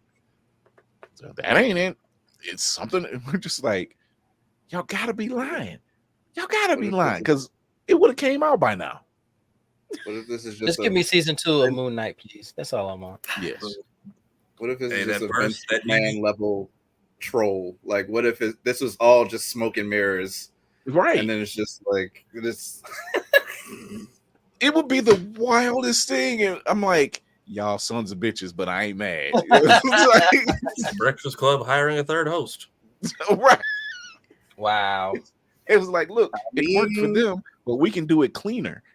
So if they win an award, though, they need to let him be the one to walk out and accept it, and let that be his victory lap. Yeah. God, I hope it's a smoke and mirrors trick, because it doesn't. How often does something happen to someone in the entertainment industry and you don't catch it right away, but it shows up a couple weeks down the line? Something comes up, somebody found something, like nobody found nothing. We're 2 months in, nothing at all. No traffic ticket, no jaywalking, didn't shoplift, nothing. Off of what I said, if this is all smoke and mirrors, and like this show wins award, and that's how we find out, like Bo walks out on stage, like I add to my own situation of saying it starts tonight. That would be the icing on the cake of like, oh, they're locked in. They're giving us storylines in real life now. They're not playing anymore. Kevin Feige is a Thanos level threat again. Stop playing. Oh, wow. I can see it. I would love to see it. I would love to see that. And then Let with that all be the other moment. properties I just picked up this week, I can tell you right now, this first season, it's not going to be on shelves very long. They better get ready for reprints. Oh, Lord, no. Because of all the times to decide to get rid of physical media. Walmart said, if y'all want to play around, fine, we'll sweep everything. But it has definitely been a ride for this show. I'm actually going to watch it again, because it's not just the Easter eggs factor of it, it's just how everything plays out. Just watching Nightcrawler and Wolverine do their fight scene, and it's a lot going on, and it's to no avail, because it's these things can reform, but they're still fighting. The fact that he midair, he ain't even worried. He's just fighting midair. He's like, I've dealt with worse. I've lived over 200 years. I've dealt with worse. This is the worst of my issues. I will fight on my way down. And then there's Kurt. It's like, I gave my life to Christ, but I still cut you. Try Jesus. Don't try me. Oh my gosh. Imagine that playing during a fight scene. That is a great meme, actually. I want to find a picture of him and put that. That is a great meme. I should have made that. Damn. I can make it. Still make it. Make it. Slap the Blurds Eyeview logo on there. I'm done. There you go. No. But yeah, this is good, man. This show.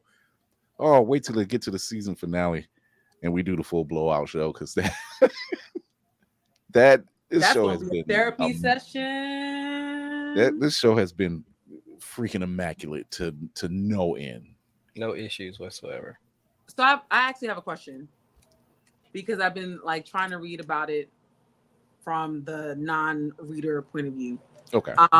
They're saying that Genosha probably will not be done bad. They will not reverse that. Because I've always thought, because Cable being in the mix, that it's gonna happen. But the way that episode 8 happened, he's like, yo, every time I try, I can't. And this probably being an absolute, point. Mm-hmm. Think that's the case. It's a fixed point in time. It's a fixed point in time, which means if this is what I'm thinking, Gambit won't stay dead in the sense that we know. You know that was my next question. However, there's Apocalypse, and he has 4 horsemen, Mm-hmm. and Gambit has been his horseman of death. Mm-hmm. Because I already know. We already know. Woo! So that's season 2, ain't it? What? I mean, was it Gambit or was it Warren Worthington? It was Warren Worthington. It was Warren Worthington, yeah. But He was but Archangel. I can see them switching that. I can see them like, we're gonna do this What? and tell the story. Now, do X-Men stay dead? No, they really don't. No one stays dead except for Uncle Ben. You know, so Facts. That's an absolute point. He did. Yeah, he ain't coming back no more. Right. Yeah, he did. He has to die in order for Peter or whomever it is to go forward and become a Spidey. Mhm. So that's an absolute point in my book. And it's so funny. Speaking of which, now we talking about absolute points, even crossing Sony and Disney media, because they talked way much about that in Across the Spider-Verse. I mean, yeah, Across the Spider-Verse. So this absolute point shit is okay. Yeah, they talk more about it in Loki too. I don't know if you've seen the TV show. That too. I'm glad you That's mentioned what I'm that. saying, like Loki and Spider-Man have made it like more. Yeah, Loki and Spider-Man have put a big target on it, but I feel like Days of Future Past was like the first time they really showed, hey, it doesn't matter which timeline you go, we all end up here. So I'm glad you mentioned Loki, because Bo DeMayo has stated himself he views the series as existing in its own Marvel universe adjacent to the MCU multiverse tree. His comments suggest that the existence of multiple multiverse trees outside the one created by Loki in season 2 finale. The possibility of a crossover between 97 and the MCU is hinted at through the concept of leaves from different trees mingling. He says, mingling. Ooh. Yeah. It exists in its own Marvel universe, as seen in episode 8, which includes cameos from many Marvel heroes and villains. However, many question whether it exists within the larger Marvel multiverse, which includes other universes like Sony's Spider-Man universe and Fox's X-Men universe. At the end of Loki 2, Loki pulls all the separate timelines together, creating a tree that links them all into one branching multiverse. But asked about 97, he's existing in this tree. He suggested that the series exists within a neighboring tree, and that sometimes leaves from one tree can mingle with another. He's got a tree fetish. That's all that is. He's got a tree fetish. Easy. Just saying. Same way Charles has a fetish for arriving fashionably late. Charles Lord, Charles. But the Storm still isn't there. I'm like, how does Charles beat Storm? Where is she? I'm trying to think. Thank you. Tatiana said it before me. He came from galaxies beyond in a spaceship. She's right there. And from what I think she's thinking, she's like, you know what? I just need a minute. I need a minute. I just got over my own shit. I need a moment to collect. I think they're keeping her off the board because in the first episode they showed you just how OP she is. So for her to show up and be able to just slap down everybody that's in front of her, that's too quick for, I guess, what they want to do. So they're trying to keep her. We're not opposed to it. It makes a lot of sense because they want the Magneto EMP scene, but I think Storm could also serve that as well. So they need to take her out the board so that we could have the Magneto scene. Right. Same And she'll be back. Hopefully she's back next week. A lot of the plot is our biggest Final Fantasy summon got nerfed. They took away our strength buff for this entire season. Also, I'd like to point out when we did the reaction in Mayhem, the first thing you said was, "Oh, look, the mansion's still standing." No longer. I mean, you had a good run. Well, it made it pretty much in the series. Which the way Charles arrived, so if it wasn't broken, you were just gonna blast the front door anyway, because that was like awfully close to the house. And notice when he. I mean, you're right, but I hate you. Can you imagine buying the house and getting that last payment in, and then all this takes place? I just paid this off. Listen, I just paid this house off. Mortgage. They got money. Boom. They're going to 3 Blackbirds a month. They got money. We ain't worried. No, they paid it with the life insurance. They paid with it. Dang. And now they need this fraud. You know they loaded. They loaded. Insurance fraud, man. That's just There you gonna go. balls, man. Look, Charles is loaded. He comes from money, so you know he didn't. That whole oh, I can't push humans to that degree. I'm like, you got to fund an entire mansion, a Blackbird, jet fuel, a danger room with the highest tech. You had to sleep with an alien to get some of that tech. Yet you've been doing some things, Charles. Brown chicken, brown cow, ladies. Brown Yeah, I got a chicken, few brown more in the cow. chamber. Can we notice that when he called the family group chat, he only called the smart people? Meanwhile, Hank is in a coma, and even Hank, he's just like, we got stuff to do. Get up. This notice Hank has lost his girl. He watched the entire world get infected with a LimeWire virus in real time. He got immediately put to sleep. But he got stepped on.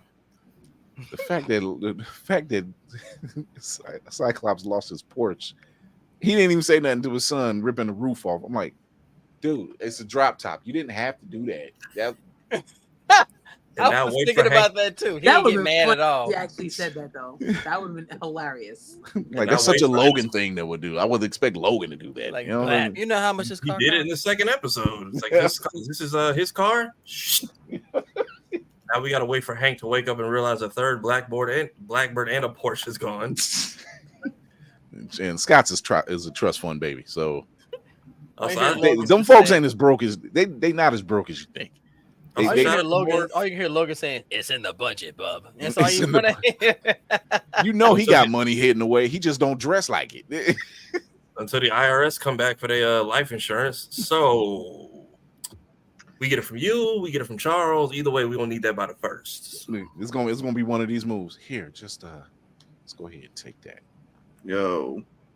Logan, you know how they do. Just go ahead and put that right there. Talk to my representative, Gene. I got it. What did you say, ma'am? I said that somebody made me come to the realization Logan been alive too long not to have bread. Oh, he got bread. Oh, he do. He got bread. He just don't care about it. Yeah. Okay. He got money. He got money. He just don't. He just likes the simple life. He's like, man, I'm not. He's got to have like cigars and motorcycles. There you go. Done. He's got to have like Ron Swanson gold buried somewhere. And he got mind wiped too many times and just forgot where he put it. Not Ron Swanson. He's like, that's not where I buried the gold. Yeah, somebody's just like, imagine your entire planet gets EMP'd and then your dad comes from space and pings the family group chat. That's Logan just wants to have a beer in an old ratty bar, wearing plaid and jeans, but he's got money. He's got money. Hank got money. Logan got money. Charles got money. Jubilee is broke. They just give Jubilee money. Jubilee is busted. Okay, they gave her a yellow raincoat and said, "Wear this." I mean, when his dude's mama was tripping, she's like, "I'm taking your son and your credit card. Let's go." I was just like, she ain't wrong. Retail therapy. The fact that that he crashed in the party, and two Sentinels show up and like, we're not trying to kill him. You had your hands out ready to blast them. That was my thing. Like, y'all, I've seen that. Y'all know diplomacy. I'm like, we just terrorized the mall. Now y'all know diplomacy. Yeah, that ain't a Karen move or anything. I believe we're not trying to kill you. We're trying to help you. Mom, come here. Let me punch you in the throat before they take me away. At least they'll have a reason to be mad at me. And Roberto, he's got a trust fund, so he pretty much is like, you know what, Charles? Let me put me onto some stocks because I know you got stocks. You got stocks, right?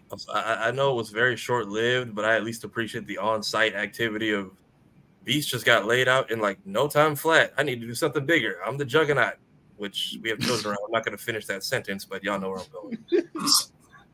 And then Juggernaut got laid out. I was saying Juggernaut got handled nicely. He didn't even say the whole thing. I'm the Jug. That's it. It was more like a Juggernaut is always a cannonball trying to kill a fly. It's always not in the right place. It was just like, dude, you're in the yes, you're fighting in the mansion, but you're in the mansion. Kind of not. You couldn't do Colossus? I mean, no. But if there was an episode for him to show up, it's the one where the house gets destroyed. It would be. You couldn't even say the whole thing. I'm the Jug. That's it. He got laid out. Like he never got it off his lips. So but yeah, these next two episodes. Oh boy. Just to say, I'm looking forward to these Wednesdays. And I'm glad it's been this week by week thing because it's a smart move. This is probably one of their testing phase because they're going to do Daredevil Born Again the same way. And this is a smart move to say, hey, we're not going to give it to you where you binge the entire season. We want you talking about this week after week after week. It's smart. It's old school thinking, and it's smart. Very much so. And I think if they continue the smart writing, they'll achieve this. But they can't rush the process. They can't. Because you're going to go right back to the same morass they were sending us before, saying, oh, yeah, we got this show. You should watch it. No, I'm not a kindergartner who's just sit in front of a mindless cartoon. Look, give me something I can talk to my friends about. And I'm in my 50s. Let's go. And I'm doing it now. And I want to continue to do that. Yeah. I'm all for week. I want the anticipation. I don't mind it. Yeah, I can go to the grocery store and get my favorite cereal because I know I get to eat in front of the show. Come on, man. Who else ain't on board with this? Come on. I was eating Pop-Tarts at the desk. I was just like that, just like the commercial. I was just like, oh my, this is good. I can't wait for the DVD release, because if there's stuff that they had to cut from it, you see, we saw Secret Invasion with one deleted scene from Falcon and the Winter Soldier. Which whoever cut that's who I need to talk to. Come outside. That would have made all the more sense. Man, what was you gonna say?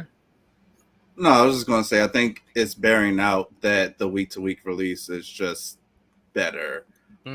Just for the community, just for staying in the conversation, because in the midst of this, Fallout happened and people loved Fallout.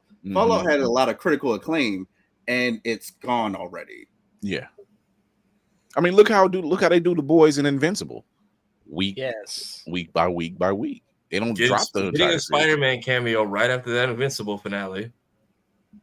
So it's like the old school way of dropping your episodes will work.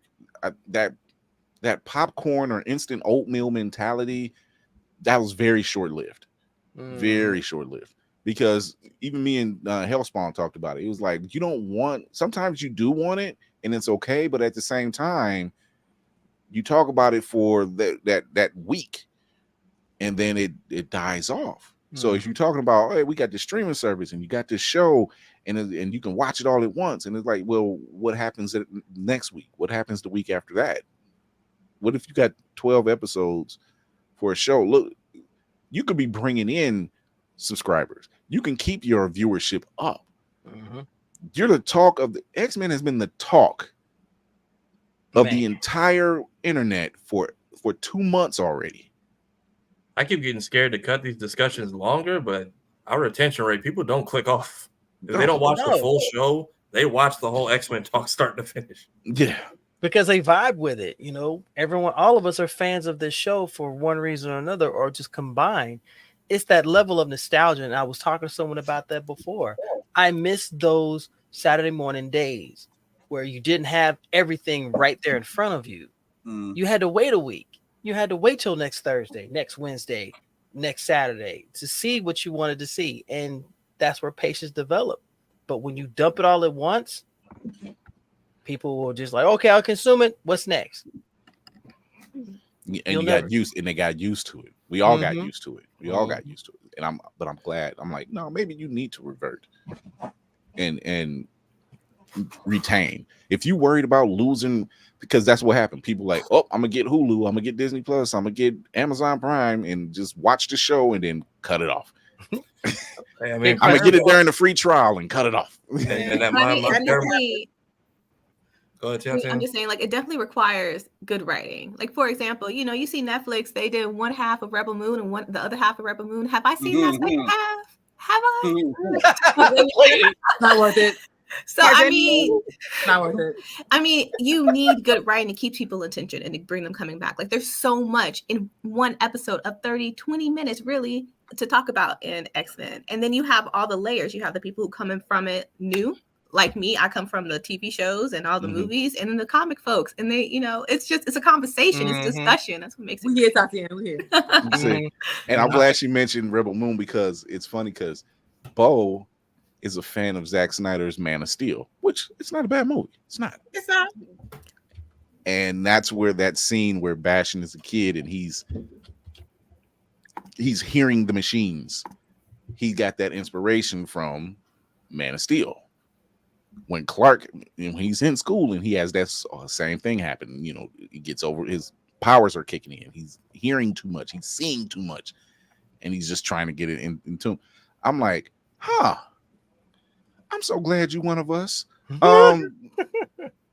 We need more like you. We really do. Like, you got James Gunn. He cares about the product and the projects and everything that's going on.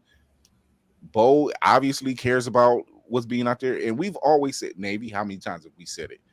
It takes us to tell. We're fans of this stuff. It just takes us, and you just have to find the right one that's going to make that work. It just has to be. And they have to have a willingness to listen. Unfortunately, you've had a lot of showrunners who will just put something out. They don't listen to the public. They don't listen to people who have an honest opinion, not just disparaging, but said, hey, here's an idea. Here's a thought. Maybe you should try this. No, if you've done that before and done it sooner, a lot of properties would have had much more longevity. Yeah. That's just how I feel. Yeah. And that's what I love about the Spider-Verse, the first one. Like, it was a sleeper hit. A lot of people had very low expectations. They had nothing going into it. And then they come out and they're like, it is good. And you saw like the talk about it building, and they're like, yeah, this is good. And you can tell, it's done by people who care about animation, who care about, Miles Morales, who cares about this property. It was very good. Cares about the story. Yeah. Speaking as a Sonic fan, bullying works. That's true. Right now, they're talking about a live action Kingdom Hearts. They got one concept trailer, and I promise you.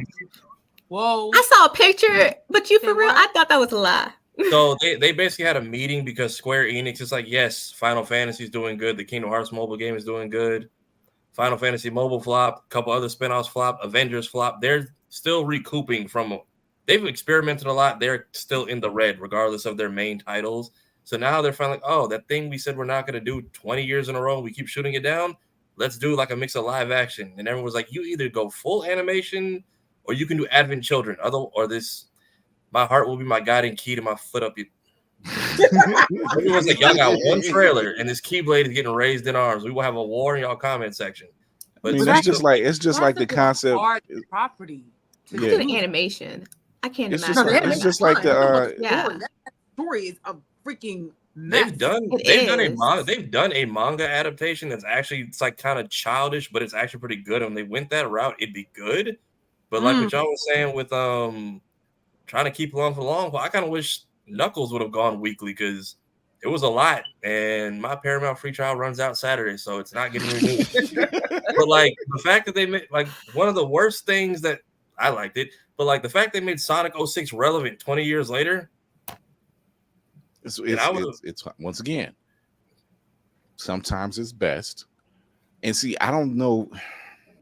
I look at Prime and wonder, like, why are some of your like Gen V, The Boys, Invincible? Why are you making those series weekly and they perform every time?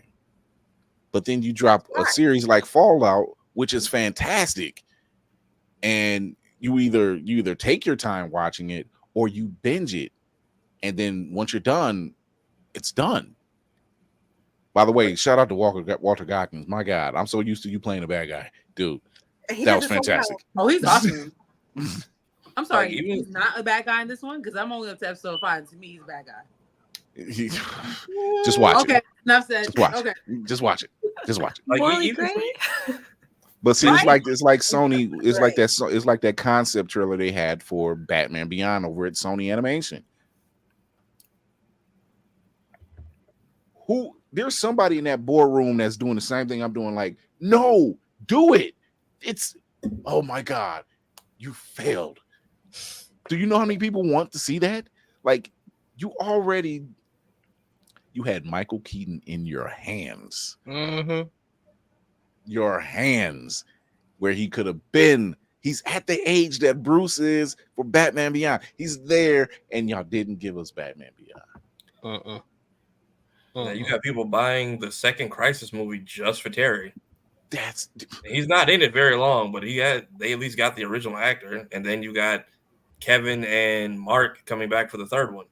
Yeah, it's just sometimes That's they need not- to go doesn't talk wanna to be somebody. funny. Needs to talk to WB and just say, hey, don't. WB is the true villains here. Let's Yeah, just you are.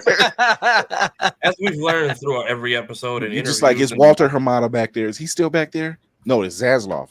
What are they, bunk buddies or something? Look, I need Bo. Wow. Because I need him to have like an airtight contract that says you cannot snatch anyone from my team just because we're doing good. yeah. And there's actually people rallying for the team that's doing X-Men 97. They're like, yo, this is so good. I think this is what you're looking for your live action on a grander scale. Do what DC's refused to do for 20 years. Already, What If has performed very well. X-Men 97 has performed extremely well. Mm-hmm. They're very much on their way saying, all right, DC, it might be our turn now. Right. It back just in might the be day- our turn now. I would have said DC had the stronger animation studio and the weaker movies, and now it seems like that's flipping. Yeah. With Marvel having the stronger animation at this moment and iffy movies. They need it. We're waiting on They Marvel Jesus. Look, the It's fact July. that Bo wrote the first and the second season, and I think they said part of the third. We already know we're locked in for something. So I need you to lock season 2 and 3 scripts in a vault. Don't give them anything. you say they come up, well, who are you? Somebody sent me. No. I'm waiting for the summer. Turn back around. I'm waiting for the summer because the major cons, they're going to have a lot of chatter. And I'm telling you, like San Diego, they're going to be ridiculous, right, with all of it. So we'll see. Yep. So even if they send the Sister Samurais, Bo, don't give up nothing. Right. Come talk to us first. On that note, Wrap-up protocol initiated, Captain. all right, Tatiana OB, thank you for coming on and talk about Sister Samurai. If you want to tell everybody where they can find you, number one. Yes. All right. So you can find me across all the social medias on TikTok, Instagram, Twitter, X, whatever it's called nowadays. On Twitter X. The dark ones. Yeah, a play on my name, Obey the Author. And then you can also check out my website, tatianaob.com. There it is. We're getting this book. I suggest you all get that book. It's already And gotten, thank you to but- everyone who's purchased it so far because I get the emails in. Thank you. We like supporting our people over here. We I do. love books. We really do not play. We do not play. Like when we see something and we like it and we support it, like we don't play. Yeah, I mean, like for Sister Samurai, like I know we kind of talked about with X-Men, like having it being for the fans but being easily digestible for newcomers. Like specifically for this, I asked people to come read it before I publish it, and I had about maybe like 15 Black women come out and read this book for me. And it's like, okay, so it is very intentional to be accessible to people who don't know Afro Samurai, but it's just here for a Black lady, just you know, and that's all. watching Sometimes us kick you ass. you just need that one piece. That's that one piece to bring people in, and they're just like, you know Yeah. what? I wasn't expecting that. I like that. Yeah, You and know. then it also got all the Easter eggs for the fans. So I hope you enjoy it. I've had a really good response to it so far, and yeah, my Black Well, girl nerds, they like, you did it. I'm like, Well, I will say this as a Black male nerd, this door is always open for you to come in. This is a safe space anyway. And we always enjoy projects like this. So whenever you want to come back on, whenever you want to talk about a new project, whenever you just want to hang out, the bay doors will be open for you. So, so thank you for Thank coming you. in. Lainey, the Greer of Horror. Talk to the people. First, Tatiana, thank you, because like if your book is just as bubbly and awesome as your personality, that's just gonna rock. So Yes, I'm excited to get my shirt and my headband, and I'm gonna tag you. Absolutely. We But, tend to go broke for our people, but it's worth it. Oh yeah. Oh yeah. I mean, I got several books that I don't even know if I'm gonna get to this year. But once I do, okay. But I will wear that shirt and I will wear that headband. That's a fact. Oh, thank you. Yo, I am Lainey from Geek by Heart. Me and my husband run Geek by Heart on YouTube and IG and TikTok, so you can find us there. We talk about movies. We talk about trailer reactions. We also play video games. My husband plays Geek Gears of War. He likes that series, so he is doing Gears of War. He's already done number 1, and he's now in the midst of doing number 2. When I have time, I do Hogwarts Legacy. Happy International Happy Powder Day. It was the day that the battle came and went, and we lost some people, but solidarity to that. Yeah, that's about it. All right. Whoop-de freaking do talk to the people. Hello, quick and simple. You can find me at. I got it wrong this time. Yeah, always the reverse. On Instagram and TikTok for as long as possible. And if you're looking for, there you go. There you go. Oh, check it out. For nerdy nails and press-ons, you can also find me on Instagram at Fresh Pressed by Z. And also, I'm looking forward to my signed copy of the book as well. Hardcover, because you said it was pretty. I got it. Oh, Navy. I'll do it simple. Ladies and gentlemen, boys and girls, bloods of all ages, good evening. It's me, the face, the beard, the life. It's what I do. If you want to see what the crap I'm up to, or who I'm supporting, or who I'm uplifting, please come check me out over here. I am going to be streaming more on Twitch. I'm going to be continuing to play Side 9 Happiness for Apocalypse until the next installment comes through, because the word is the company would like to sponsor me, so I'm looking forward to it. So that game is insane. If you've never seen me play it, and I've already been told they want me to see, some people want to see me play a horror game. Why would you do that to yourself? But I digress. It's fun. It's you know what? It would be the grill to horror to say that. I know, right? She's like, he lost his mind. Yeah, it's your fault. But I will say to everyone, you are amazing. I love what you've done. I love what you've done. And I already started following you, so just know I'm not being free. You're not aware. Your mic either. I think your mic came unplugged. What? Oh, that's weird. What the barns? It went like you were underwater all of a sudden. Yeah. I didn't even move. What the ham sandwich? Look, I'm gonna need y'all's help. I'm saying it again, Tatiana, you're amazing. Okay, straight up. So I'll say this to everyone: if you are someone who's creating what you love and you want to just move forward, don't stop. You're gonna come across obstacles and pitfalls and any type of other problems along the way. But if you stop, then every naysayer who says you couldn't do it will be proven right. So prove them bastards wrong. Keep going, keep pushing, make something worthwhile, and do it for yourself. There you go. Far. You can find me on all platforms underneath this name. I post on Mondays because Mondays are terrible, and I try to make them a little bit less. So latest post is a tribute to the Godfather. Sorry, someone was walking in.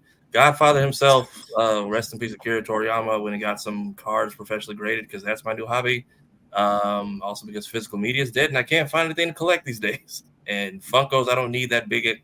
I don't need them. Oh my god!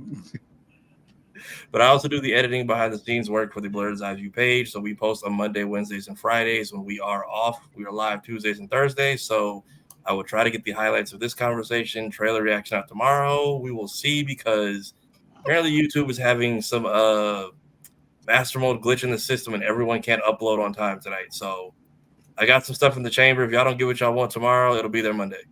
YouTube. Also, everyone's pages, if you go to the home tab on our channel, everyone can easily be found there. YouTube, get your shit together. Yeah. Don't make me come down there. Stop giving the money to the weirdos. Ma'am. I don't know why Funko was just attacked. My son Loki does not appreciate the fact it was in Han's reach. The fact that he has his daughter and the box. Yeah, he has got 2 kids in his hands.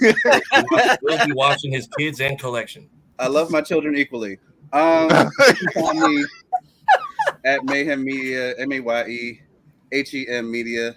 I'm not going to do the whole spiel because my little broke best friend has passed out in my lap. I make content for people like myself with little broke best friends and wives and lives and can't spend 27 minutes watching a breakdown of a 2-minute trailer on New Rockstars. No shade. So the most important thing I like to discuss is mental health. So please, as I always say, take your meds, take your PTO, take a deep breath, let that shit go. Right on, right on. Oh, thank you everybody for tuning in. This is your man on the wall, Chris Fury. Thank you to Tatiana. Go check her out. Check out that website. She will be hearing from me after tonight. For the book. Don't be nasty, people. Wow, we weren't even going to see. Sometimes you have to. I'm not worried about the crew. I'm worried about some of the people out there. Bama.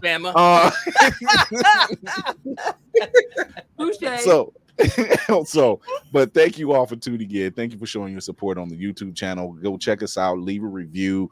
Leave a donation.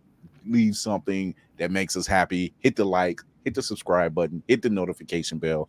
Show all that support. Tell a mother. Tell your father. Tell a Telegram. They don't do that anymore. But you know what I'm trying to say. Get all that stuff out there. Put the word out there. Help us come see you at a con. You never know what you might get out of that meeting. We like giving away stuff. So thank you to Tatiana. You're amazing. You are absolutely amazing. Thank you to the crew. You guys are always amazing. Yeah. So with that being said, remember to watch us every Tuesday and Thursday, 8 p.m. Eastern on YouTube, Twitch, and IG. And don't forget to check us out on Always Press Record. Check us out wherever you listen to your podcast. Download a show, listen to it, piss your boss off. Trust me, you don't want to stay there. I know you don't. That's why you're listening to us. And until then, remember to educate yourself and others, entertain yourself and others, and most of all, encourage yourself and others. I'm Chris Fury, the man on the wall. I'm with the crew. You can always hear me with Midnight Comics or with Talk Story to Me doing voice work. So listen out for that. And until then, we are out of here.